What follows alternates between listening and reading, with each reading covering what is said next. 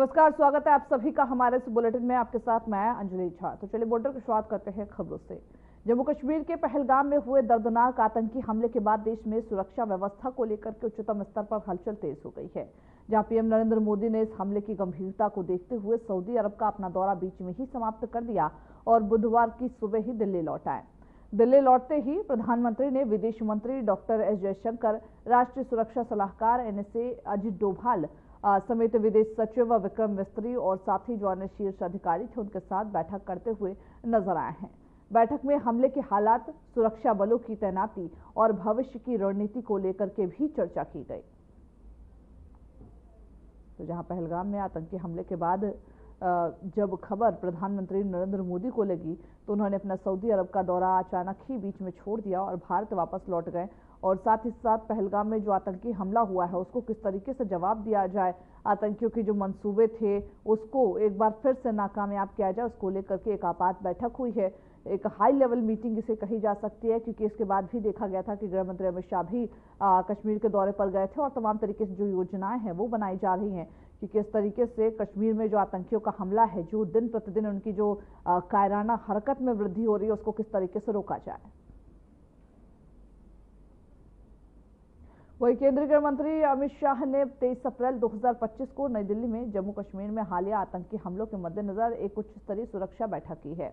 वो इस बैठक में राष्ट्रीय सुरक्षा सलाहकार अजित डोभाल और जम्मू और कश्मीर के उपराज्यपाल मनोज सिन्हा, गृह सचिव अजय भल्ला, इंटेलिजेंस ब्यूरो के निदेशक तपन डेका, केंद्रीय सशस्त्र पुलिस बलों के महानिदेशक, जम्मू और कश्मीर पुलिस के महानिदेशक और अन्य जो वरिष्ठ अधिकारी थे वो उपस्थित रहे। बैठक में गृह मंत्री अमित शाह ने सुरक्षा एजेंसियों को ये निर्देश दिया कि वे कश्मीर घाटी में लागू एरिया डोमिनेशन प्लान और जीरो टेरर प्लान की सफलता को जम्मू क्षेत्र में भी लागू करें। उन्होंने आतंकवाद के खिलाफ शून्य सहनशीलता की नीति की पुनरावृत्ति की और सभी सुरक्षा एजेंसियों को मिशन मोड में काम करने और समन्वित तरीके से त्वरित प्रक्रिया सुनिश्चित करने के लिए कहा। गृह मंत्री ने सुरक्षा एजेंसियों से संवेदनशील क्षेत्रों की पहचान करने और वहां पर सुरक्षा उपायों को मजबूत करने के निर्देश दिए। उन्होंने यह भी कहा कि प्रधानमंत्री नरेंद्र मोदी के नेतृत्व में सरकार आतंकवाद के खिलाफ निर्णायक कार्रवाई करने के लिए प्रतिबद्ध है।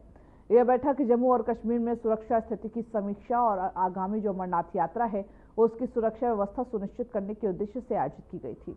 तो हाई लेवल मीटिंग्स का जो दौर है वो लगातार जारी है, क्योंकि पहलगाम में आतंकियों ने किसी और को नहीं बल्कि पर्यटकों को अपना निशाना बनाया है, जिससे आज पूरा देश स्तब्ध है। जब तस्वीरें वो सामने आए तो कहीं ना कहीं सभी के हृदय कांप उठे और साथ ही सवाल यह भी उठ रहा है कि क्या मजहब के नाम पर किसी की हत्या सही है, क्योंकि लगातार ये देखा गया था कि पहलगाम में जो तस्वीरें सामने आ रही थी उसमें यह कहा जा रहा था कि पहले उनसे